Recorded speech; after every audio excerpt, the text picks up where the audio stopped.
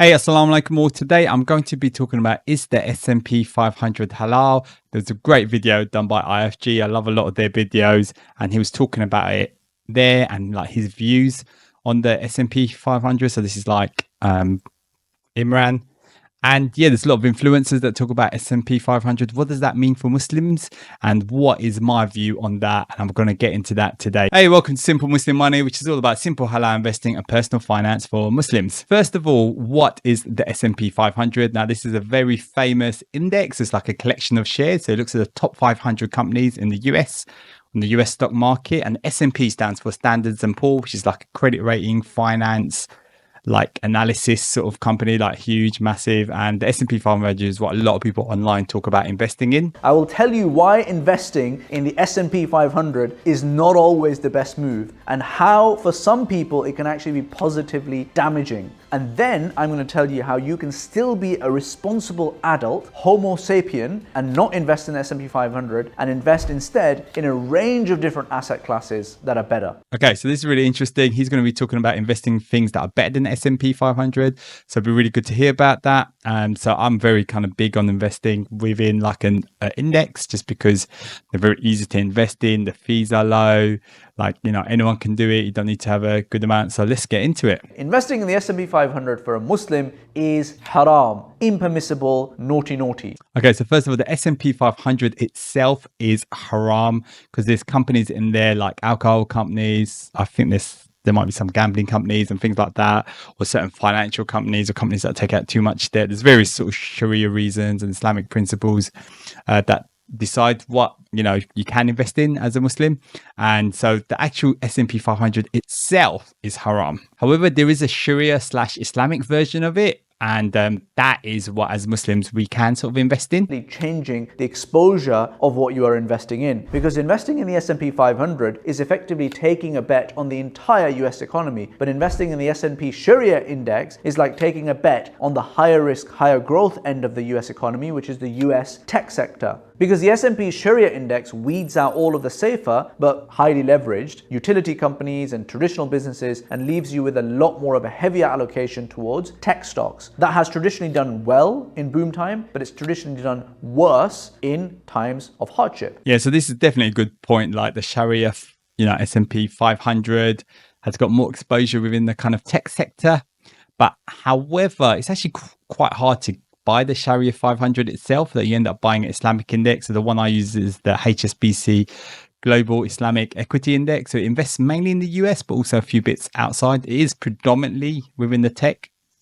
But, the tech industry has done very well. Most of the biggest companies like Amazon, Google, Facebook, Apple, all of that, they're all kind of within tech, and tech is kind of used everywhere. And however, like within these indexes, it's not just tech. There are a few other sort of companies, like some sort of construction companies. There is like pharmaceutical companies. There's like medical companies and things like that. So there is some sort of diversification in there.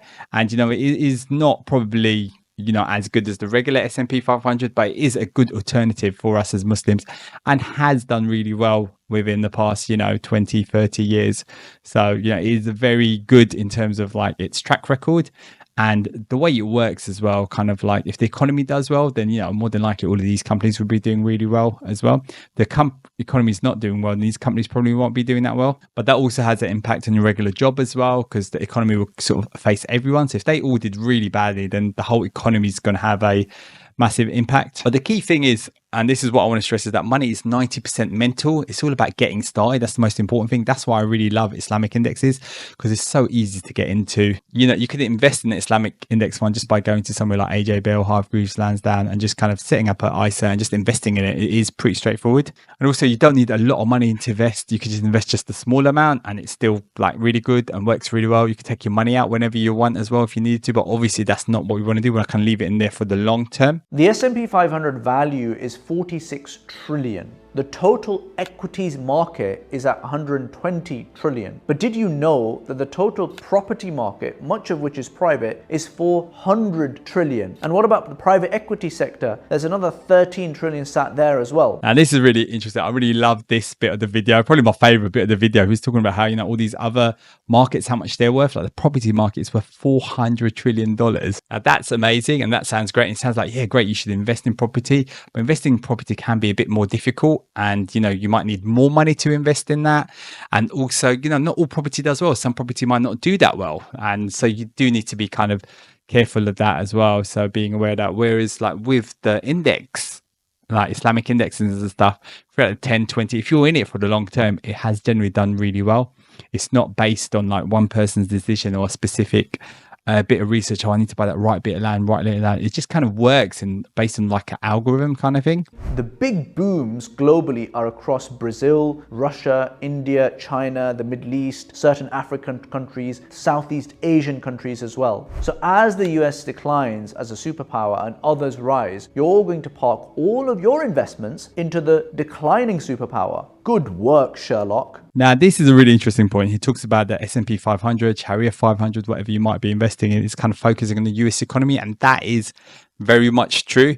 And, there's all these other emerging economies, your Chinas, your India, your Brazils and things like that. Maybe we should be investing in those.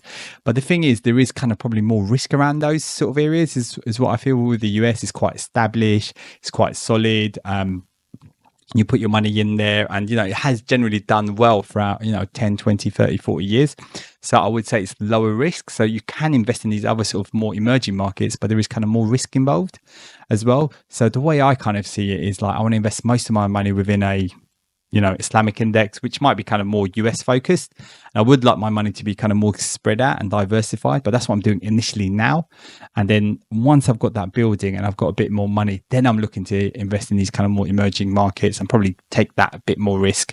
But I want to have most of my money quite secure. Warren Buffett is a proponent of the S&P 500. His basic message is investment is complicated, folks. So just invest in the S&P 500 and leave the complicated stuff to experts like me. Now, this I think it's like super important. Like Warren Buffett, like the best investor probably ever, and he's giving out advice. And he said, look, just invest in the S&P 500 and just leave it. Obviously, as Muslims, we need to go for the Sharia Islamic version, which still does really well. Not as good as the S&P 500 from what I've seen, but still does really well. And the advantage is it's just simple. It's easy. You don't have to think about it. You put your money in there, and that's it. And over the long term, the stock market has been one of the best money-making machines out there.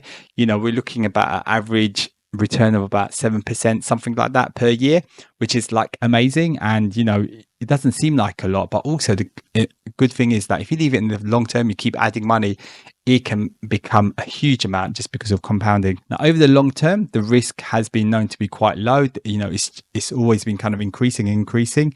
Although anything can happen with the economy, you never know. But staying in the long term, usually you can ride out those kind of things. And he's done it by investing in specific stocks, not just tracker funds, and by investing in private companies and income, and by growing his insurance business as well, which is his actual business. So yeah, this is a really good point by Ibrahim, which is saying that that, well, Warren Buffett's not even following his own advice. And that is very true. But you have to understand, Warren Buffett is like a one of a kind. He spends all his time researching. He's got so much experience, so many connections and things like that we will not have. So that's why he's recommended people like us to kind of mainly invest in the index. And yeah, and that's what a lot of the financial independence community talk about. And, Warren Buffett's doing a lot more sort of complicated things. He's got a lot more money to use.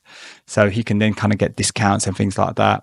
And Ibrahim also talked about why not just invest in his company. And the thing is, to invest in his company, it's very expensive to buy shares and stuff in his company. I'm not sure even if they're available. So that's why kind of reusing his advice, but also trying to make it as simple as possible. I'm really key about just kind of actually the most important thing is just to invest. And a lot of people are not even doing that. Another thing is that an index fund like the S&P 500, the fees are super low.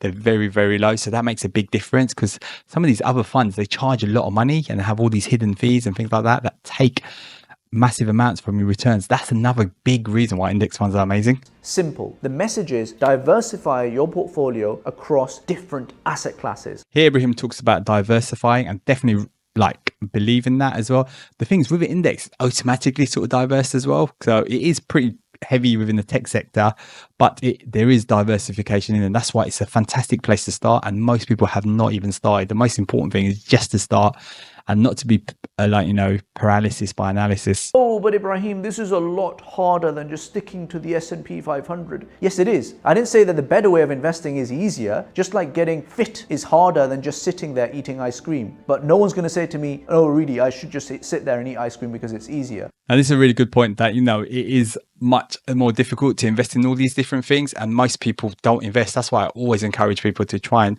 invest, get started. That's how you're going to learn. That's how you're going to feel good. And Ibrahim's not saying not to invest in a Sharia compliant version of like an Islamic index like the S&P 500, but saying to also learn other things as well. And that's a good lesson for me as well. And but I would say, for me, it was just getting started. It was really hard, really difficult.